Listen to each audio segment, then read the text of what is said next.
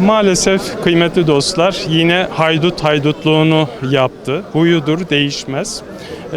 Biz buna aslında uzun süredir şahitlik ediyoruz ama her defasında acaba bir şeyler olur mu diye bakıyoruz ama huylu huyundan vazgeçmiyor. Yine haydut İsrail yapması gerekeni kendi açısından yaptı ve sırf insani duygularla, vicdani duygularla Filistin'deki, Gazze'deki masum insanlara, bebeklere, çocuklara, kadınlara sırf yardım amaçlı yola çıkan ve insani duygularla yola çıkan, dini, ırkı, milleti farklı olan ve ortak insani duygularda birleşmiş olan bir avuç insanın başlatmış olduğu Sumut filosuna yine uluslararası sularda, yani kendi kara sularında da değil, uluslararası sularda, ki bu açık bir savaş suçudur.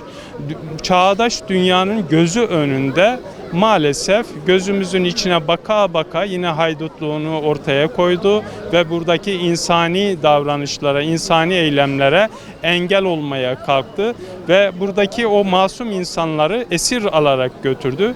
Bu insanlığın yüz karasıdır. Aslında sözün bittiği noktadadır. Artık vicdan sahibi her insanın harekete geçmesi gerektiği bir durumdayız.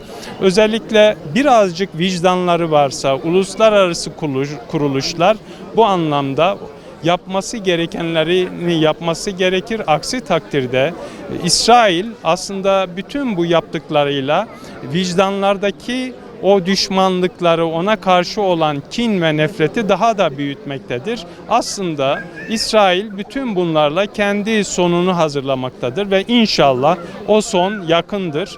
Şafağın en yakın olduğu zaman, karanlığın en koyu olduğu zamanlardır. Şu süreçlerde onu yaşıyoruz. İnşallah İsrail'in son olduğunu, yıkıldığını, kahru perişan olduğunu hep birlikte göreceğimiz günlere kavuşacağız. Rabbim bizleri onlara memur eylesin inşallah. Onları yok etme hususunda bizi görevlendirsin inşallah.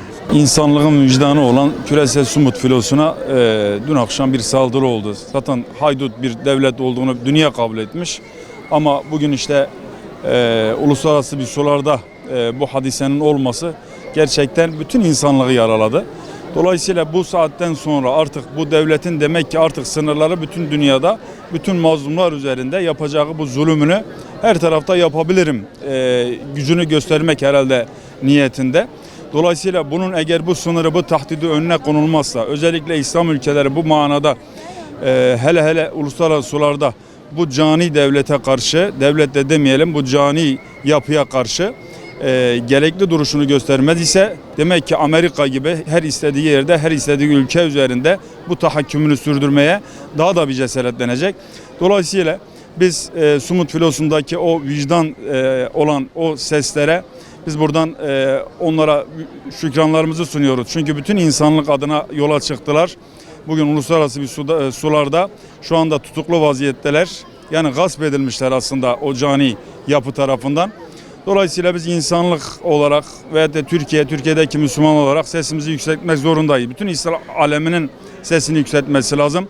Bu manada o kardeşlerimizin de bir an önce o yapının elinden kurtarılması için biz Türkiye'ye, hükümetimize bu konuda elinden gelen ne var ise yapılmasını canı gönülden istiyoruz ki bu zalim bir daha bu çirkin yüzünü bizim karasularımıza yakın bir bölgede göstermesin ve özellikle Yunanistan'ın çok yakınında olması da bu da Yunanistan'ın da çirkin yüzünü bizlere gösterdi. Dolayısıyla biz Türkiye olarak, Türkiye'deki Müslümanlar olarak biz hem Yunanistan'a şu hatırlatmayı yapıyoruz. Herhalde dedelerinin denize döküldüklerini unuttular.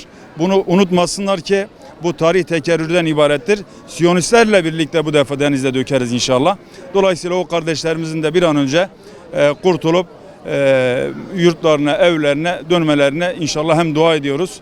Hem de burada bugün biz üzerimizde düşeni sivil toplum kuruluşu olarak yapmaya çalıştık. Rabbimiz inşallah o kardeşlerimizin ve ümmetin yardımcısı olsun. Şimdi sivil toplum kuruluşları olarak buraya toplanmamızın ve basın açıklama yapmamızın sebebi dünyadaki bütün insanların bir nevi vicdanının temsili olarak burada toplanmışız. Malumunuz olduğu üzere Siyonist çete uluslararası hukuku, insan haklarını hiçbir hak, hukuk tanımıyor.